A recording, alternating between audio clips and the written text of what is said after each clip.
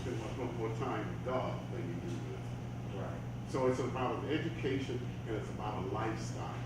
And if you don't have people who are committed to the spiritual lifestyle, you don't need them mentoring your book. You've got to have people who are seriously interested in a self-transformation, a self-education. They need to have it re-edited their own narrative so that they don't have all those biases and brought into all those negative stereotypes that we've been taught through our culture. You gotta know, you gotta be authentic to yourself and to your own self, be true. Yeah. You gotta be a person of integrity. That takes work. It takes a lot of people don't want to do the work. Mm-hmm. And so it's easier for a pastor to get up, take a text, preach a sermon, and go home. Make them run. But to spend your life To live in it. the life What you preach? of somebody else, Come on. in Come a on, Pastor. transparent life. You know, I don't ask you to do what I'm not going to do. A transparent, so that we hold each other accountable. Accountable. And keep it real. Right. You know, and that's why, you know, I love my pastor. I'm able to go in and say, Pastor, this is how I really feel. Right? You know, and we're able to do things like Kwanzaa, the 7 principles of Kwanzaa. If you really just listen to those principles, unity, self-determination, collective work and responsibility, cooperative economics, purpose, creativity. Why are we not teaching our kids Kwanzaa in the 1st grade? That unity is us. You know, I just don't want to go to church. She like, whenever she sees me, she go, I love me, I love me. But when I talk to her mom and daddy loves them. Are you with me? And so when we don't address that, now you got boys are like Peter Pan. They don't want to grow up. And then if they grow up too far, now they like Superman when Clark Kent is enough. Yeah. You know what I mean? And there's kryptonite for black men.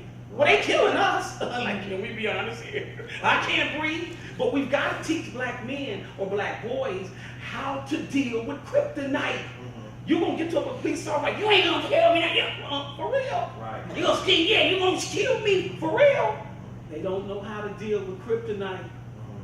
And then when they get in a relationship with a young lady, if daddy mistreated you and you ain't taught your son no different, what do we expect? Let's get a little bit into some of the where we're coming from. Let me see here.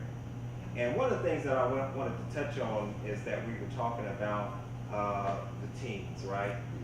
We have, as Jawanza Kanjufu pointed out, 3 levels.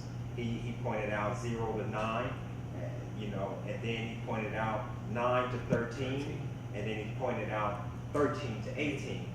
And where we see our young people, as you were just saying, where we see in our young people being caught in the trap is at the 4th grade, that 9 through 13. And what they're saying is that by the 4th grade, here it goes, it says that the greatest threat to white supremacy is young black males. So Jawanza Kanjufu said, destroy them early. He said that prison growth is based on 4th grade reading scores. And before the 4th grade, he says that black boys have some of the best students. But by the 4th grade, we see them becoming disengaged from the school system. And one of the things that he pointed out is he said, and the Honorable Louis Farrakhan also pointed out, he says is that whenever you look at a school book and somebody gives you the school book, one of the first pictures that you look for is yourself.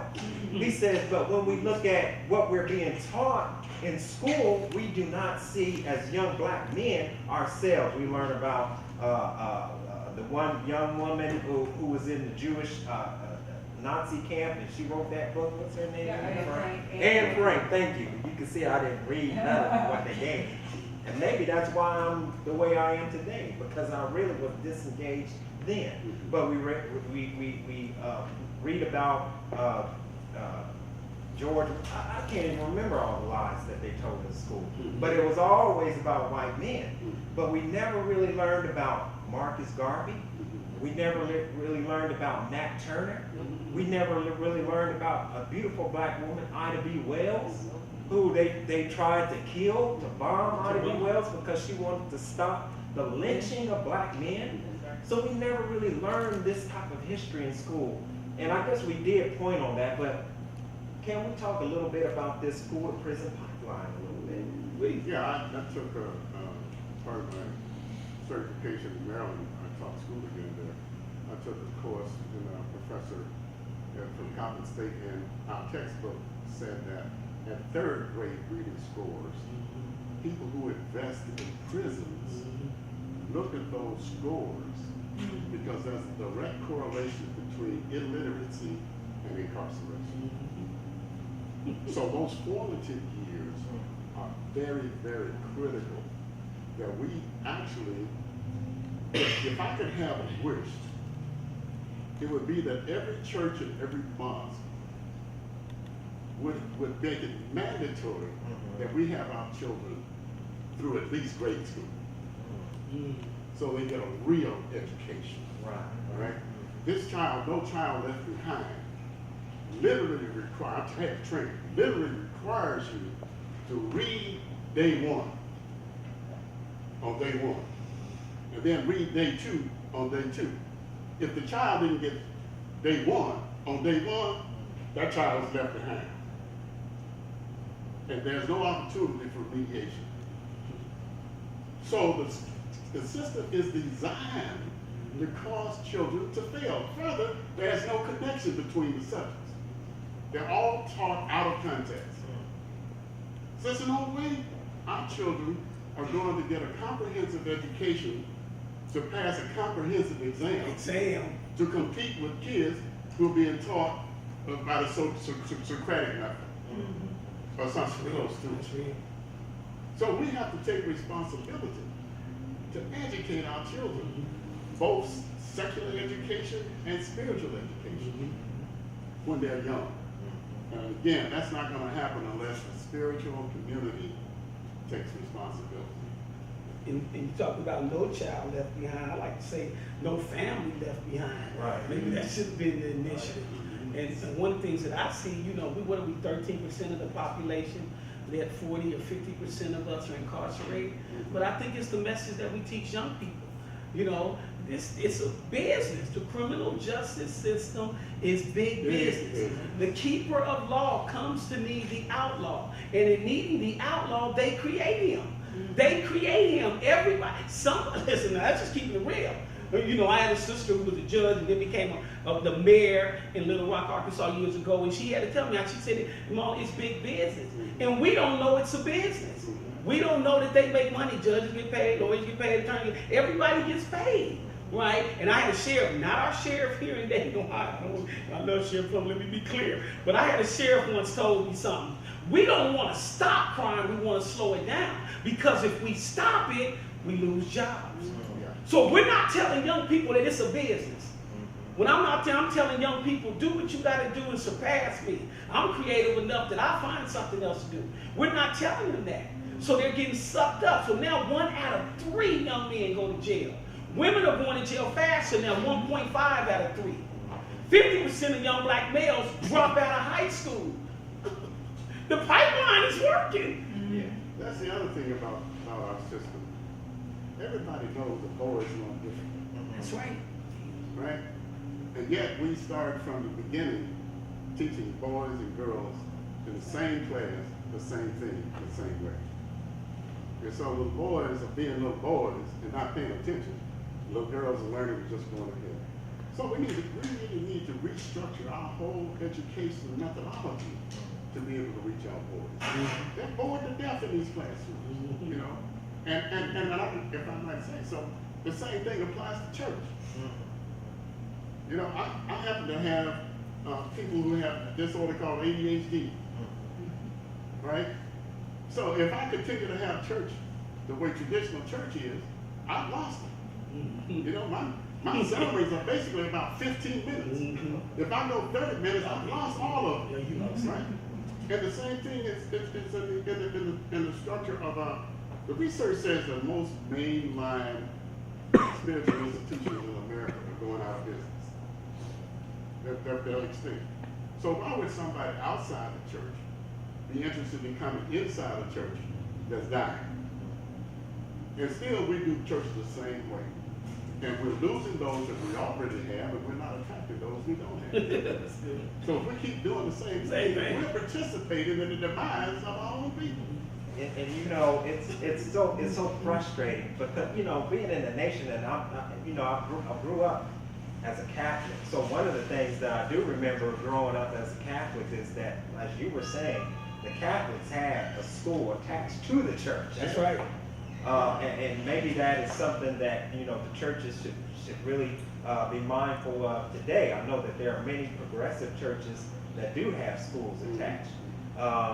That's one of the things that the Catholics have. But I know that, you know, as young black men, you know, one of the things that the church, when I was growing up, it leaned towards more of the feminine aspect of the gospel. So as a young black man, that militancy that's in us naturally, it's like, well, where do I fit in? Because I'm not going to turn the other cheek. I mean, that's just as a man, you could be told that, but if somebody cracks you on your cheek, you're going to crack them back. So it's like, well, you know, I guess I don't fit in here. It's about power. You're not going to have intelligent men in a congregation and you don't have shared power. Right? But you might have it, you might possibly have it if you've got women who are told they can't be in the pulpit, they can't be in leadership. So it makes sense that you would have a house full of women as your congregation. And then you're comfortable, you're not accountable. And so you can have it your way. But to have men coming in, now you've got another level of accountability that I'm not sure that I want to have.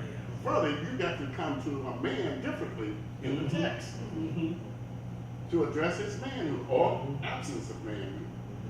So how are you going to tell a man how to exercise his manhood and so forth from a text that's already denigrated him? It's already yes, sir. You know, and so we gotta read different books and do different sermons to reach our men.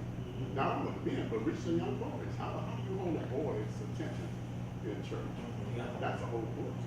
And just to add, that's why I believe in church without walls. I think anytime you're working with a man, most young men that I know in the streets, like me and my brother Malone deal with, they got a problem with the pastor, especially a lot of the hip hop pastors. You know, it is hip to be holy, but a lot of hip hop pastors say, you can't say one thing with us and do something else.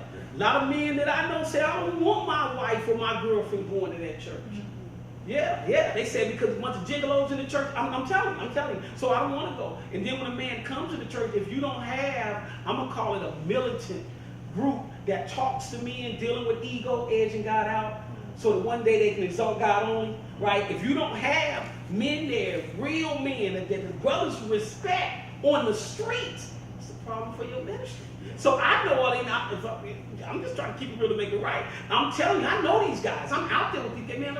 I'm trying to, let's go to church, man. Me and Brother Malone, we in class. I love our men's class. We get real. Shaq, man, I ain't doing this, I'm that. So we have a problem we got to deal with as men too, right? Why don't they want to come in the mosque? We know y'all disciplined men. More disciplined in the Nation of Islam. Men are intimidated by the Nation of Islam. Oh, I got to do this. No, you got to walk in righteousness. And if not, we're going to hold you accountable. One of the things that's happened to a lot of preachers, we don't hold preachers accountable. Then you talk to some women who really has internalized that behavior of a pastor, and they say, oh, it's okay.